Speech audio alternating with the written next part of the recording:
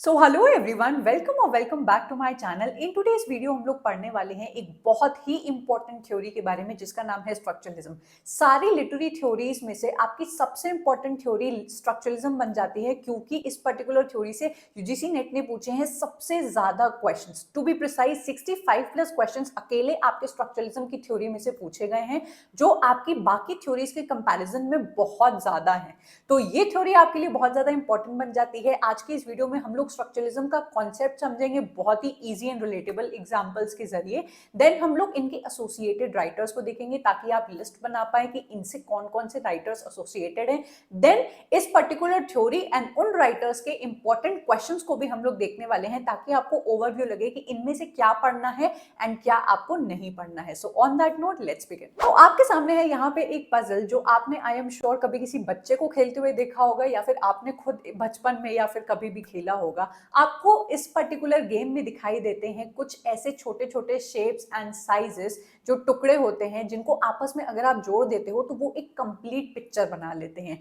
आपकी ये सेम चीज आपको देखने को मिलेगी जब आपके घर बनते हैं, फ्लोरिंग होती है तो टाइल्स लगती है। डिफरेंट डिफरेंट टाइल्स को हम लोग जोड़ के क्या करते हैं, एक पूरा स्ट्रक्चर बना लेते हैं। किसी किसी के किचन में कुछ ऐसी टाइल्स लगती है जो प्रॉपरली जोड़नी पड़ती है, जिसमें चाय की कप एंड प्लेट बन जाती है, समथिंग लाइक दैट। तो ये जो आपके छोटे छोटे एलिमेंट्स होते हैं वो एक दूसरे से इंटर रिलेटेड होते हैं एंड एक साथ इंटर रिलेटेड हो जाने के बाद ये एक पूरा स्ट्रक्चर बनाते हैं। अगर हम लोग स्ट्रक्चरलिज्म के पास ना जाके सिर्फ शब्द को देखने की कोशिश करें तो स्ट्रक्चर का मतलब होता है किसी भी चीज का ऑर्डर जो सिस्टमैटिक होता है, एंड अगर आप उसको रिलेट कर देते हो तो वो पूरी तरीके से आपको एक कंप्लीट पिक्चर देता है। ये सेम चीज अगर हम लोग रियल लाइफ एग्जाम्पल से लिटरेचर में देखते हैं या लैंग्वेज में देखते हैं तो हम लोग को ये चीज दिखाई देती है कि हमारे लैंग्वेज में भी छोटे छोटे एलिमेंट्स होते हैं जिनको जब हम लोग जोड़ देते हैं तो एक कंप्लीट सेंस एंड एक मीनिंग बनाता है। हम लोग बचपन में पहले पढ़ते हैं 1 लेटर अल्फाबेट, फिर हम लोग को 2 लेटर अल्फाबेट, देन आपके 3 लेटर वर्ड्स पढ़ाए जाते हैं, देन बाद में आपका पूरा पूरा सेंटेंस पढ़ाया जाता है। कहा जाता है कि जो पहला आपका वर्ड होना चाहिए, अल्फाबेट होना चाहिए, वो कैपिटल होना चाहिए, लास्ट में फुल स्टॉप लगना चाहिए। तो ये छोटे छोटे ग्रामेटिकल रूल्स होते हैं, कुछ आपके लैंग्वेज के सिस्टम के अंदर जो आते हैं एलिमेंट्स एक साथ अगर मिला दो तो एक कंप्लीट पिक्चर बना देते हैं। इसी चीज को हम लोग कहते हैं स्ट्रक्चरलिज्म। ये जो आपका कॉन्सेप्ट है आप लोग स्टोरी में भी देखते होंगे। हम लोग को एक स्टोरी में कैरेक्टर्स अलग दिखाई देते हैं, प्लॉट इवेंट्स जो होते हैं वो अलग होते हैं, सिंबल्स उसके अलग अलग होते हैं, लेकिन जब हम लोग इन सबको एक साथ जोड़ देते हैं तो क्या बन जाती है हमारी कंप्लीट स्टोरी, एक कंप्लीट टेक्स्ट जिसका हम लोग को एक कंप्लीट मीनिंग मिलता है। स्ट्रक्चरलिज्म हम लोग को एक चीज तो अभी तक समझाता है कि आपके जो छोटे छोटे एलिमेंट्स हैं उनको आप आइसोलेट नहीं कर सकते हो, अलग नहीं कर सकते हो। एक दूसरे से इंटर रिलेटेड होने के बाद ही आपको एक चीज समझ में आएगी। ये आपका बेसिक टेनेट है आपके स्ट्रक्चरलिज्म का, जो कहता है कि आपके जो स्ट्रक्चर्स हैं उनके बीच में एक रिश्ता है। आपका जो सिस्टम है उसके जो छोटे छोटे टुकड़े हैं उनका आपस में एक दूसरे के साथ एक रिश्ता है। आप पजल वाला एग्जांपल अगर याद रखेंगे तो आप बिल्कुल स्ट्रक्चरलिज्म को नहीं भूलेंगे कि हर जो आपका छोटा छोटा पीस होता है ना बेटा, एक दूसरे से जोड़ के एक कंप्लीट पिक्चर बना देता है। इंडिविजुअल एलिमेंट्स आपके एक पूरा मीनिंग आपको देते हैं एंड ये एक दूसरे से प्रॉपरली ऑर्गेनाइज एंड कनेक्ट होके आपको एक होल पिक्चर दिखाते हैं। ये आपका बेसिक थिंग है स्ट्रक्चरलिज्म का, एंड आई डोंट थिंक कि इसको समझने में किसी को भी प्रॉब्लम हुई होगी।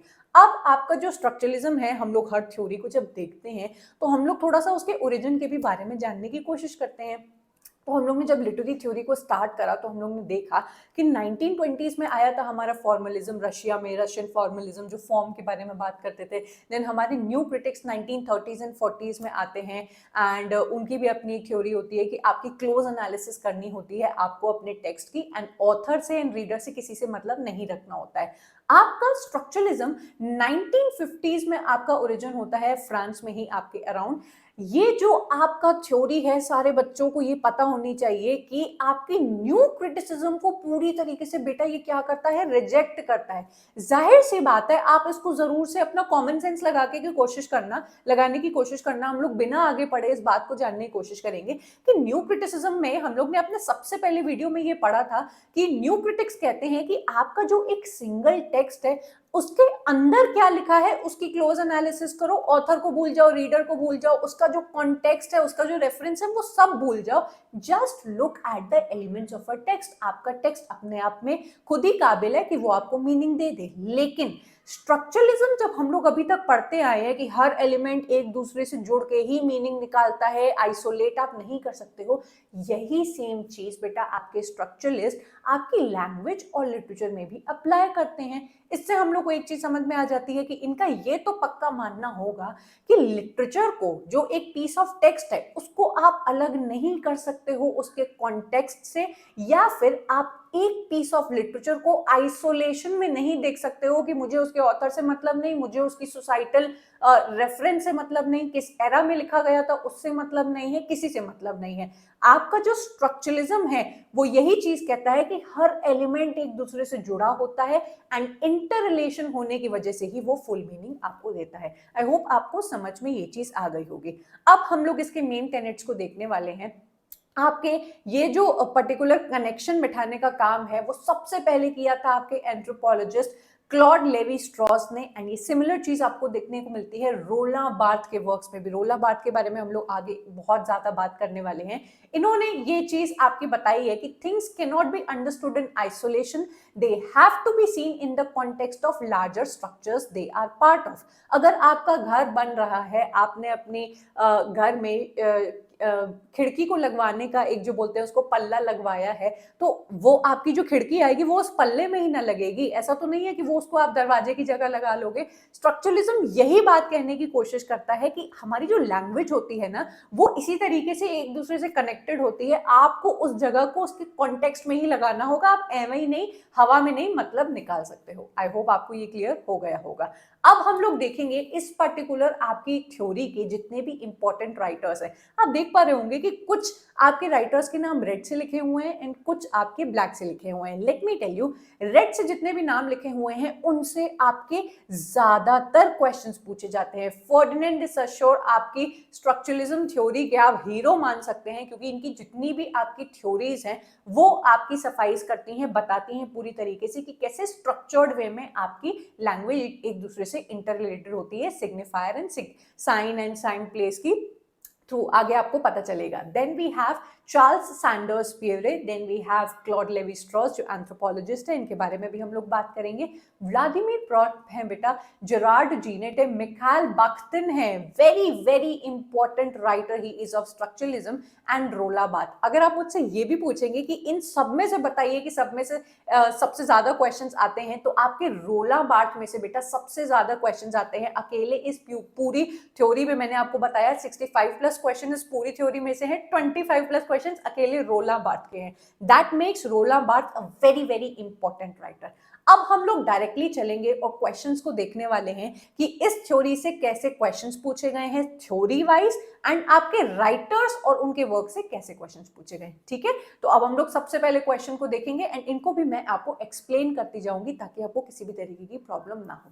Question number 1, which of these statements describe correctly the basic assumption of structuralism? सीधी सीधी बात है, आपसे पूछा गया है कि आपकी स्ट्रक्चरलिज्म का जो बेसिक असम्पशन है, जो मानना है, इन आपके 5 जो स्टेटमेंट्स है उसमें से आपको पढ़ के बताना है। नाउ ये आपकी ऑनेस्टी होनी चाहिए कि आप मेरे पूरे एक्सप्लेनेशन को सुनने के बाद एक बार इस वीडियो को पॉज करें, इन 5 स्टेटमेंट्स को पढ़ें, तब जाके आप आंसर को देखें। ऐसे डायरेक्टली आंसर को मत देखना, इससे आपको अपनी ही तैयारी नहीं पता चलेगी। ठीक है, तो पॉज करके आप देख सकते हैं। Now here comes your answer. And structuralism जैसा कि हम लोग ने अभी अभी पढ़ा था कि कंसर्न्ड है with science and signification. Structuralism के अंदर आपके जो राइटर्स हैं, स्पेशली आपके फर्डिनेंड द सशोर, आपके साइन, सिमियोटिक्स, इसकी बहुत ज्यादा इन्होंने स्टडी की है। एंड इनका जो बेसिक, जो सबसे फेमस इनका कॉन्सेप्ट है सिग्निफायर एंड सिग्निफाइड का, वो यही बताता है लैंग्वेज के अंदर आपकी जितने भी सिंबल्स एंड साइंस होते हैं उनका अपना एक मीनिंग होता है। मतलब अगर मैं आपको ये पेन दिखा रही हूँ,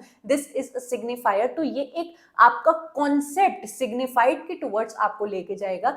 ये बताता है कि जो हमारी जो लैंग्वेज होती है वो sign and signifier and signified के बीच में प्ले करती है। दूसरा पॉइंट है आपका, structuralism challenges the long standing belief that literature reflects a given reality. A very very important statement जो आपको समझना है कि हम लोग अभी तक ये मानते आए हैं कि हम लोग ने एक पीस ऑफ लिटरेचर को पढ़ लिया, उसका अच्छा ये मीनिंग है तो उसका यही मीनिंग होगा, लेकिन स्ट्रक्चरलिज्म इसी चीज को बेटा आपके क्या करता है, चैलेंज करता है। मैं बार बार अक्सर बाहुबली मूवी का एग्जांपल लेती हूँ, तो यहाँ पे भी स्ट्रक्चरलिज्म को समझाने के लिए, ये लाइन समझाने के लिए I will quote that example कि आप अगर बाहुबली की मूवी देखते हैं and there are different people in our society, हम लोग अगर बाहुबली का जीवन देखते हैं तो हम लोग को देखते हैं कि यार देखो उसकी माँ ने उसके साथ कितना ज्यादा बुरा किया। कोई माँ अगर ये मूवी देख रही होगी ना तो वो कहेंगी कि भाई मैंने इसको पाल पोस के बड़ा किया, कल की आई हुई देवसेना के पीछे मेरा लड़का तो पागल हो गया। तो आप देखिए कि ये जो लिटरेचर का किसी पर्टिकुलर टेक्स्ट की एक गिवन रियलिटी है, एक फिक्स्ड मीनिंग है, इस बात को चैलेंज करता है आपका स्ट्रक्चरलिज्म कि एक पर्टिकुलर चीज के मल्टीपल मीनिंग्स आपके हो सकते हैं, आपके काफी सारे सिग्निफायर्स, अंडरलाइंग मीनिंग्स आपके हो सकते हैं। ये सेम चीज आपके मिखाइल बख्तिन भी आगे जाके बोलने वाले हैं, ठीक है। देन आपका थर्ड जो पॉइंट है, all signs are arbitrary but without them we cannot comprehend reality. Very very important concept again बेटा, ये आपके फर्डिनेंड डी सश्योर ने कहा है कि आपका जो कोई भी साइन होता है, जैसे आपका मैंने साइन ले लिया पेन का, पेन का इस पर्टिकुलर ऑब्जेक्ट से क्या रिलेशन है, एक परफेक्ट कनेक्शन है, ये आप कैसे बोल सकते हो? ये हम लोग को हमारी सोसाइटी ने सिखाया है। अगर हमारी सोसाइटी ने इस पर्टिकुलर चीज को बोला होता DOG डॉग, तो हम लोग इसको डॉग बोल रहे होते। तो आपका जो एक शब्द होता है, एक साइन होता है और उसके ऑब्जेक्ट एंड सिग्निफाइड के बीच में कोई एग्जैक्ट कनेक्शन नहीं होता है। हम लोग फिश को फिश ही क्यों कहते हैं, इसका कोई रीजन नहीं है। ये जो चीज होती है आर्बिट्ररी होती है, चेंज होती रहती है, या फिर इसका एक करेक्ट आप बोल सकते हो मीनिंग नहीं है। तो ये तीन चीजें आई होप आपको समझ में आ गई होंगी अच्छे से। जो भी बच्चा इसको देख रहा है, क्वेश्चंस पढ़ने के बाद आपको धीरे धीरे थ्योरीज और अपने मन में पक्की होती चली जाएंगी। अगर आपको हेल्प मिल रही है और लग रहा है कि सच में स्ट्रक्चरलिज्म इजी बनता जा रहा है, तो एक बार लाइक करना और कमेंट करके भी बताना, ठीक है। अगले क्वेश्चन को हम लोग देखेंगे कि in literary studies structuralism promotes. Now again you have to keep this in mind कि आपकी जो थ्योरी होती है ना, डायरेक्टली आप लोग राइटर्स के पास और उनके वर्क के ऊपर मत भागा करो, क्योंकि अकेले आपकी थ्योरीज में से काफी सारे क्वेश्चंस पूछे जाते हैं। थ्योरी समझो, उसके कॉन्सेप्ट समझो, उसके बेसिक टेनेट समझो एंड तब आप आगे बढ़िए, क्योंकि इससे आपके काफी क्वेश्चंस बनते हैं। यहाँ पे आपसे पूछा गया है कि स्ट्रक्चरलिज्म किस चीज को प्रमोट करता है, तो आप सबको ये अभी तक क्लियर हो गया होगा कि आपका जो स्ट्रक्चरलिज्म है उसके अंदर लिटरेचर का जो व्यू है वो ये बोलता है, the view that literature is one signifying practice among others. आपका जो लिटरेचर है वो किसी पर्टिकुलर आपकी चीज को सिग्निफाई करता है, कॉन्टेक्स्ट देता है। आपका literature can not B red in isolation, कि आप उसको हर चीज के कॉन्टेक्स्ट एंड रेफरेंस को हटा के पढ़ रहे हो। आपका जो लिटरेचर है कई सारे मल्टीपल लेयर्स ऑफ मीनिंग्स को क्या करता है, सिग्निफाई करता है। ये हम लोग को समझ में आ गया, ठीक है। आगे बढ़ेंगे और हम लोग देखेंगे हमारा अगला क्वेश्चन जो मैच द फॉलोइंग है। And trust me, literary theory में आपके हर एग्जाम में आपको मैच द फॉलोइंग 2 या 3 तो जरूर देखने को मिलेंगे, क्योंकि काफी सारी थ्योरीज होती हैं, थ्योरीज के अंदर काफी सारे राइटर्स होते हैं। आपसे पूछा जाता है कि कौन किससे आपका रिलेटेड है। तो यहाँ पे हम लोग को अभी राइटर्स को देख के दिखाई दे रहे हैं हमारे स्ट्रक्चरलिस्ट क्लॉड लेवी स्ट्रॉस, जो मैंने आपको पहले भी बताया कि ये क्या है, एंथ्रोपोलॉजिस्ट है। एंथ्रोपोलॉजिस्ट कौन होता है? आपका एक ऐसी स्टडी होती है anthropology which is the study of the human aspects of both past, ठीक है, एंड योर प्रेजेंट। मतलब कि आपके जो एंथ्रोपोलॉजिस्ट होते हैं वो कल्चरल फिनोमिना को पढ़ाई करते हैं कि एक ह्यूमन के जीवन में, जो हमारी सोसाइटी में जो ह्यूमंस है उसके जीवन में जो कल्चरल फिनोमिना है उसके क्या मतलब है। आपके जो क्लॉड लेवी स्ट्रॉस है वो मिथ्स के बारे में बात करते हैं, किनशिप के बारे में बात करते हैं एंड सोसाइटल स्ट्रक्चर्स के बारे में बात करते हैं कि कैसे हमारे ह्यूमंस हमारे कल्चर में जो मीनिंग मेकिंग है, आपकी कल्चर मेकिंग है, उसको कैसे करते हैं। मिथ्स के बारे में सबसे ज्यादा इन्होंने बात की है, जो हम लोग आगे भी देखने वाले हैं, ठीक है। देन आपका अगेन एक मैच द फॉलोइंग आता है एंड हम लोग को अगेन फिर से दिखाई दे रहे हैं हमारे ये क्लॉड लेवी स्ट्रॉस। अगर आपको देन हम लोग को मिखाइल बख्तिन भी यहाँ पे दिखाई दे रहे हैं, इनका भी एक बहुत ही इंपॉर्टेंट टर्म है यहाँ पे। आपके जो क्लॉड लेवी स्ट्रॉस हैं बेटा, ये आपका करेक्ट आंसर है। क्लॉड लेवी स्ट्रॉस का एक कॉन्सेप्ट है आपका ब्रिकोलेज। आपको याद होगा मैंने अभी अभी बताया कि आपका जो क्लॉड लेवी स्ट्रॉस है वो बात करते हैं मिथ्स के बारे में। मिथ क्या होते हैं? आप अगर सर्च करेंगे गूगल पे तो आपको शो करेगा कि myth is something, a story और एन इवेंट और एन आइडिया विच मे और मे नॉट बी ट्रू। मतलब कुछ ऐसी हम लोग के पुराने जमाने से कुछ कहानियां बनती हुई आ रही हैं जिनको हम लोग बहुत ही इंपॉर्टेंट देते हैं कि देखो पहले के टाइम पे ये हुआ था, उसके साथ ऐसा ऐसा हुआ था। ये कहानियां सच भी हो सकती हैं, नहीं भी हो सकती हैं। इस चीज को हम लोग मिथ कहते हैं। अगर आपके क्लॉड लेवी स्ट्रॉस ने ये जो टर्म दिया है ब्राइकोलेज मिथ के कॉन्सेप्ट में, ये क्या कहता है? ये बहुत इंटरेस्टिंग कॉन्सेप्ट है और अकेले ब्राइकोलेज से आपके 3 से 4 क्वेश्चंस पूछे गए हैं, तो इस कॉन्सेप्ट को आप लोग समझ लेना। ब्राइकोलेज के कॉन्सेप्ट में ये कह रहे हैं, सबसे पहले तो आपको पता होना चाहिए कि ये मिथ के बारे में बात करते हैं कि कैसे लोग मिथ बनाते हैं। कोई भी कहानी बना लेते हैं कि फला फला एक कथा में ऐसा ऐसा करके लिखा हुआ था कि उसके साथ ऐसा हुआ था, इसीलिए हम लोग इस पर्टिकुलर चीज को फॉलो करते हैं। तो वो कहानियां सच भी हो सकती हैं, नहीं भी हो सकती हैं, ये मिथ होती है। अब मैं आपको इसका इतना अच्छा एग्जांपल देने वाली हूं कि आप कभी नहीं भूलोगे। ब्रिकोलेज आपके जो क्लॉड लेवी स्ट्रॉस है वो बताते हैं एक क्रिएटिव रिकॉम्बिनेशन होता है आपकी कल्चरल एलिमेंट्स का, प्रोड्यूस करते हैं ये न्यू मीनिंग्स। मेरी मदर ने रिसेंटली मुझे एक रील शेयर की जिसमें उसमें एक पर्टिकुलर पर्सन था, वो बता रहा था कि आपका जो गोबर होता है वो आपके फोन के जो रेडिएशंस होता है ना उसको कैद कर लेता है, इसीलिए गोबर लीप के रखना चाहिए। अदरवाइज ये जो फोन के रेडिएशंस होते हैं वो हम लोग को बहुत ज्यादा क्या करते हैं, इफेक्ट करते हैं। And my mother calls me and tell me कि देखो फोन के जो रेडिएशंस होते हैं उससे बहुत वो हम लोग को इफेक्ट होता है, जो गोबर होती है वो उसमें मदद करता है। ठीक है, अब आप खुद बताइए, पुराने जमाने से हम लोग पढ़ते हुए आए हैं कि आपका, या हम लोग को हमारे बड़ों ने बताया है कि गोबर के बहुत सारे मल्टीपल बेनिफिट्स होते हैं, एंड इंडीड आपके होते हैं। लेकिन एक बात बताओ, मोबाइल के रेडिएशन का आपके गोबर से एक नया कनेक्शन, रिकॉम्बिनेशन बना के उसके नए मीनिंग्स निकालना, ये होता है आपका ब्रिकोलेज। ठीक है, अब आपके जो लेवी स्ट्रॉस है ये कहते हैं this is in contrast with engineering. अगर साइंस एक्चुअल में गोबर के एलिमेंट्स को उठा के कोई एक ऐसी थ्योरी बना ले या फिर हम लोग को साइंटिफिकली प्रूव कर दे कि हाँ सच में जो गोबर की कुछ ऐसी चीज होती है, या फिर कुछ ऐसा स्प्रे बना दे या कुछ कर दे जो हम लोग को रेडिएशन से बचाता है, तो ये हम लोग को समझ में आएगा। पर ऐसे हवा में मिथ बना के उड़ा देना कि ऐसा होता है वैसा होता है, आई एम श्योर आपके भी पेरेंट्स ऐसे टाइप के मिथ्स देखते होंगे कि लौंग को ऐसे करने से ऐसा होता है और पता नहीं क्या क्या। ये होता है कि ऑलरेडी चीजें जो हमारे पास हैं, हमारे कल्चर में हम लोग को मिली हुई हैं, उसका कुछ नया कॉम्बिनेशन बना के दुनिया में फैलाने लगना। इसको हम लोग कहते हैं मिथ मेकिंग और ब्रिकोलेज। ठीक है, क्लियर हो गया होगा आप लोग को बहुत अच्छे तरीके से। आगे बढ़ेंगे और हम लोग अपना अगला क्वेश्चन देखेंगे। According to Ferdinand de Saussure, language is, आपके फर्डिनेंड de Saussure एक बहुत बड़े क्या है, लिंग्विस्ट हैं। ठीक है, इन्होंने पढ़ाई की है सिमियोटिक्स पे, which is the study of science, कि हमारे आसपास जितनी भी चीजें हैं, शब्द हैं, नॉन वर्बल साइंस है, वो कैसे मीनिंग मेक करते हैं, इनकी इन्होंने पढ़ाई की है। और इसके ही थ्रू इन्होंने कई सारी अपनी थ्योरीज दी हैं। जो पहली मैंने आपको बताई सिग्निफायर एंड सिग्निफाइड की, लैंग एंड परोल की इनकी थ्योरी है, सिंक्रोमैटिक एंड डाइक्रोमैटिक की इनकी थ्योरी है, पैराडिग्मैटिक एंड सिंटैग्मैटिक की इनकी एक थ्योरी है, and there is one more theory which I am missing. आप लोग को भी पता होगा कि इनकी बहुत सारी थ्योरी है। ठीक है, यहाँ पे पूछा गया है कि फर्डिनेंड de Saussure के अकॉर्डिंग लैंग्वेज क्या है। तो आपके फर्डिनेंड de Saussure के अकॉर्डिंग लैंग्वेज है एक इंटरलॉकिंग स्ट्रक्चर। जाहिर सी बात है, स्ट्रक्चरलिस्ट हैं ये, तो ये कहने की कोशिश कर रहे हैं कि आपकी जो लैंग्वेज है वो इंटरलॉकिंग स्ट्रक्चर है। मतलब एक चीज दूसरी चीज से रिलेटेड है, दूसरी चीज तीसरी चीज से रिलेटेड है, तीसरी चीज आपकी चौथी से रिलेटेड है, एंड चौथी आपकी वही पहली से रिलेटेड है। इस पर्टिकुलर चीज को स्ट्रक्चरलिस्ट बुलाते हैं एक प्रॉपर स्ट्रक्चर जो एक यूनिफाइड क्लियर पिक्चर देता है। तो ये पहली चीज आपको क्लियर हो गई। दूसरा is a system of sine. आपका एक जो साइन होता है वो अगेन दूसरे सिग्निफायर की तरफ लेके जाता है, सिग्निफायर आपको दूसरे सिग्निफाइड की तरफ लेके जाता है। आपकी एक चीज दूसरी चीज को सिग्निफाई करती ही करती है। तो ये चीज बहुत एग्जाम्पल था, इजी था आपके लिए गेस करना। ठीक है, आगे बढ़ेंगे।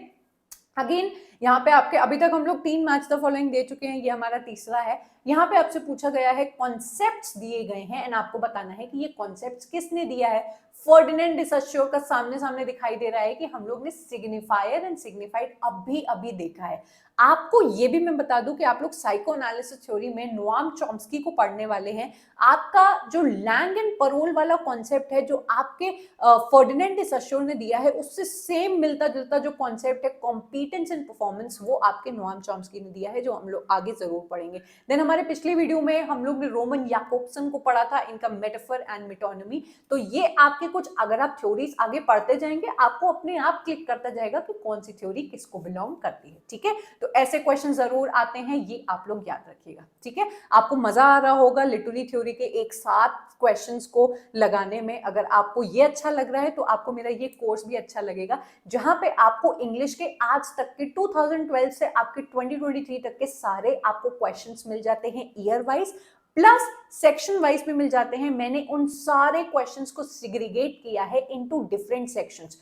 आपको आपके हर पर्टिकुलर इंग्लिश लिटरेचर के जितने सेक्शंस हैं उनके क्वेश्चंस अलग अलग मिल जाएंगे। आप अगर मिसलेनियस वाइज लगाना चाहते हो वो भी मिल जाएंगे। अगर आप उनको सिग्रीगेट करके लगाना चाहते हो, जैसे हम लोग लिटरेरी थ्योरी के लगातार क्वेश्चंस लगा रहे हैं, सेम वैसे आप लोग को मिल जाएंगे। आप जरूर से इस कोर्स को चेकआउट कर सकते हैं एंड आप अपनी तैयारी को अच्छा कर सकते हैं। सारे लिंक्स आपको डिस्क्रिप्शन में मिल जाएंगे। आगे बढ़ेंगे और अपने आगे क्वेश्चंस को देखेंगे। We have another question, list 1 and list 2 match the following. ये क्वेश्चंस हैं लिटरेरी थ्योरी में, बहुत ज्यादा आते हैं ये आपके questions, both in literary theory and in literary criticism also. अब हम लोग इस पर्टिकुलर क्वेश्चन को अगर ध्यान से देखेंगे तो हम लोग को समझ में आएगा कि ये सारे वर्क्स एक पर्टिकुलर राइटर को बिलोंग कर रहे हैं। अगर आप लोग अपने एग्जाम के बहुत नजदीक हो एंड रिविजन फेज में हो तो तुरंत देखकर पहचान जाओगे कि ये सारे वर्क्स हमारे रोला बार्थ के हैं। ठीक है, आई टोल्ड यू कि रोला बार्थ इतने इंपॉर्टेंट राइटर्स हैं कि इनसे सबसे ज्यादा क्वेश्चंस पूछे जाते हैं। तो इस बात को अच्छे से समझ लेना। मैंने अपने किसी एक वीडियो में बताया है कि जितने भी हमारे बेटा मेजर राइटर्स होते हैं उनसे आपको ऐसे क्वेश्चंस देखने को मिलेंगे कि उस पर्टिकुलर इंपॉर्टेंट राइटर के इंपॉर्टेंट वर्क्स को उठा के क्रोनोलॉजी आपसे पूछ ली जाएगी, डेट आपसे पूछ ली जाएगी। जैसे टी.एस. इलियट के वर्क्स की पूछी जाती है, डब्ल्यू.बी. येट्स की पूछी जाती है, शेक्सपियर की पूछी जाती है। किसी माइनर राइटर की आपको उठा के नहीं कहेंगे कि भैया आप जॉन लिली के वर्क्स की बता दीजिए कि क्रोनोलॉजी क्या है, रॉबर्ट बर्टन की बता दीजिए। दीज आर इंपॉर्टेंट राइटर्स, पर ये माइनर राइटर्स हैं। मेजर राइटर्स के ही पूछा जाता है कि भाई ये लोग खूब अंदर अंदर से पढ़ के आए होंगे, हम लोग इनसे ये पूछ लेते हैं कि इनकी वर्क्स की बस क्रोनोलॉजी बताओ। तो ये आपको लर्न करना पड़ेगा, जज करना पड़ेगा कि ये राइटर मेरे लिए इंपॉर्टेंट है, इतने ज्यादा क्वेश्चंस आते हैं और ऐसे प्रिपेयर करना है मुझे इस राइटर को। ये उसी से बनेगा, ये जो थिंकिंग है वही बच्चा जान सकता है जो डेली बेसिस पे पीवाईक्यूज लगाता हो। तो पीवाईक्यूज को हल्के में मत लिया करो, क्योंकि वो आपको बताते हैं कि कौन से आपके राइटर को कैसे अप्रोच करना है। आपको ये कोई टीचर नहीं बताने वाला है। ठीक है, आगे बढ़ेंगे। Which among the following are written by रोला बार्थ? रोला बार्थ का ही क्वेश्चन आया है अगेन एंड आपसे क्या पूछा जा रहा है? रोला बार्थ के वर्क्स। हम लोग ने पहले क्वेश्चन में वर्क्स देखे, दूसरे क्वेश्चन में छांटने को पूछा गया है कि इन आपके 5 वर्क्स में से बताओ कि रोला बार्थ के आपके वर्क्स कौन से हैं। तो आपके रोला बार्थ के वर्क है mythologies, the pleasure of the text, ये आपके 2 इंपॉर्टेंट वर्क है। अगेन मुझे एक बहुत ही इंपॉर्टेंट वर्क दिखाई दे रहा है, सम वर्जन्स ऑफ पास्टरल। ये एक बहुत इंपॉर्टेंट वर्क है। ये एक न्यू क्रिटिक का वर्क है। मुझे जल्दी से कमेंट करके बताओ सारे बच्चे कि ये कौन से क्रिटिक ने लिखा है। ये बहुत ही इजी है क्वेश्चन, सब बच्चों को आता होगा, मुझे कमेंट जरूर करना। ठीक है, आगे बढ़ेंगे। Identify the one that has not paired correctly. इसमें से आपको नॉट बताना है कि इसमें से कौन सा ऐसा पेयर है जो करेक्ट नहीं है। तो आपका जो रॉन्ग पेयर है वो है रोला बार्थ, मैडनेस एंड सिविलाइजेशन। अब मैडनेस एंड सिविलाइजेशन इनका वर्क नहीं है, ये वर्क है आपके मिशेल फुको का। ठीक है, आगे हम लोग इस चीज को देखने वाले हैं, तो इसको भी आप लोग थोड़ा नोट कर लीजिएगा कि मैडनेस एंड सिविलाइजेशन आपके मिशेल फुको का वर्क है। नेक्स्ट हम लोग जो क्वेश्चन को देखने वाले हैं, Which of the following is an accurate description of heteroglossia?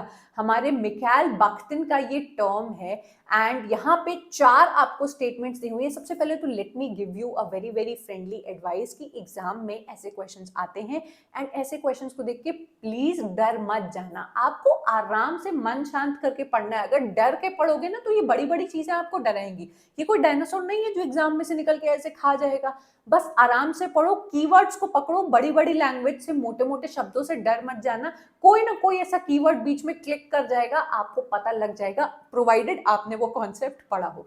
Heteroglossia जो मिखाइल बाख्तिन का टर्म है, उसके अंदर ये नॉवल का एक एग्जाम्पल लेते हैं और कहते हैं कि आपका एक जो पीस ऑफ टेक्स्ट है, वो नॉवल है, वो हेट्रोग्लॉट होता है। कहने का मतलब मल्टीपल लेयर्स होती हैं, उसके अंदर मल्टीपल रेफरेंसेस एंड सिग्निफायर्स होते हैं एंड उसके बहुत सारे मीनिंग्स होते हैं। ठीक है, आपके आंसर की तरफ चलेंगे और साथ में पढ़ेंगे कि heteroglossia functions in a novel in alliance with its systematic structure incorporating multiple voices inscribed in a social language and differentiated components of the writer's ideological position. Again इसको पढ़ के आप लोग को डरना नहीं है, आपको ये मल्टीपल वॉइसेस ढूंढना है, इतने कीवर्ड से ही आपका आंसर निकल जाएगा अगर आपको हेट्रोग्लोसिया पता है।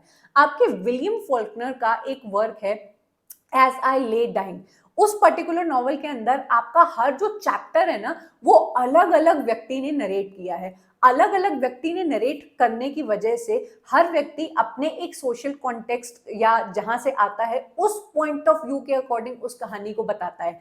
तो आप जब एक कहानी को पढ़ते हैं, जो नरेटर बता रहा है उसकी सोसाइटल कॉन्टेक्स्ट अलग है, आप उसकी किताब को पढ़ रहे हो सकता है आप एक दूसरे पॉइंट ऑफ व्यू से उसको पढ़ रहे हो, तो ये बता रहा है कि आपका जो नॉवल है, जो ये वर्क्स होते हैं, वो हेट्रोग्लॉट होते हैं, उसमें मल्टीपल मीनिंग्स होती हैं। आप किसी भी मूवी को अगर देखते हो, जैसे हम लोग बागबान मूवी देखते हैं, बच्चों के पॉइंट ऑफ व्यू से देखोगे तो भाई हम लोग को कैसा एकदम विलेन दिखाया गया है कि बच्चे अपने माँ बाप के साथ कितना गलत करते हैं। माँ बाप अगर वो पिक्चर देखते हैं तो वो कहते हैं हाँ यार देखो हमारे साथ भी यही होने वाला है। तो बागबान इसका एक एकदम परफेक्ट एग्जाम्पल है। आजकल के सिनेरियो के अकॉर्डिंग देखो तो भाई बच्चे कहते हैं कि मुझे अपना जीवन जीने दो, डिस्टर्ब मत करो, कि भाई मुझे टोका टाकी हो रही है, समथिंग लाइक दैट। तो हर एक पर्टिकुलर पीस ऑफ टेक्स्ट अपना अपना मीनिंग लेके आता है एंड मल्टीपल मीनिंग्स लेके आता है। फर्क ये पड़ता है कि उसको कौन कौन अपने पर्सपेक्टिव से देख रहा है। So this is a very simple meaning जो आपके हेट्रोग्लोसिया का मीनिंग है। आई होप आपको क्लियर हो गया होगा। ऑलमोस्ट हम लोग ने सारे राइटर्स एंड उनके क्वेश्चंस को कवर कर लिया। देन टू आपको पता है कि इसमें से बहुत सारे क्वेश्चंस आते हैं। अगर आप एक साथ बैठ के लिटरेरी थ्योरी के क्वेश्चंस लगाना चाहते हो ठीक इसी तरीके से, तो आप मेरे इस कोर्स को जरूर से चेकआउट करिए। And not only literary theory, आपको अपने इंग्लिश लिटरेचर के जितने सेक्शंस हैं उन सबके अलग अलग क्वेश्चंस मिल जाएंगे। You just have to click एनटीनेट के इंटरफेस पे, आपको ये पूरी टेस्ट सीरीज मिल जाती हैं। बहुत ही इजी है। एंड में आपको ये भी मिलेगा अपने रिजल्ट में कि कौन सा सेक्शन आपका वीक है एंड कौन सा सेक्शन में आपको ज्यादा काम करना है। So you get everything along with timer and so many things. Do go and check them out. आपके डिस्क्रिप्शन में आपको लिंक मिल जाएगा। Apart from that you all are aware कि भाई हम लोग मिलते हैं, फ्री लेक्चर्स लेते हैं हमारे यूट्यूब पे। But if you want to take more free services of mine, तो आप मेरा टेलीग्राम ग्रुप ज्वाइन करिए, जहां पे ऑलरेडी बच्चों को कई सारी फैसिलिटीज मिलती हैं in terms of PYQs, polls and chat and so many different links and informations जो आपके किसी भी एग्जाम से रिलेटेड होती हैं। इसका भी लिंक आपको नीचे मिल जाएगा। इसको आप ज्वाइन करना मत भूलिए, क्योंकि यही एक ऐसा प्लेटफॉर्म है जहां पे आप मुझसे डायरेक्ट कनेक्ट कर सकते हैं, चैट कर सकते हैं। ऑफ कोर्स आपका कमेंट सेक्शन यूट्यूब का है ही, जहां पे आप लोग बहुत ब्यूटीफुल, एप्रिशिएबल, सपोर्टिव एंड बहुत अच्छा फीडबैक देते हैं मेरे वीडियोस को लेके, जो आप लोग बिल्कुल कंटिन्यू रखिएगा। इस वीडियो को भी देख के आपको कैसा लगा, do let me no. Theory समझ में आई या नहीं, क्या क्या आपको इसमें नया जानने को मिला, and what are the things and topics that you are looking forward to in this series. Do let me know your feedback. अगर वीडियो अच्छा लगा हो, कॉन्सेप्ट इजी बन गया हो, तो वीडियो को लाइक भी जरूर करना। Up till then, bye and take care. I am going to meet you up next in yet another theory and in yet another video. Bye.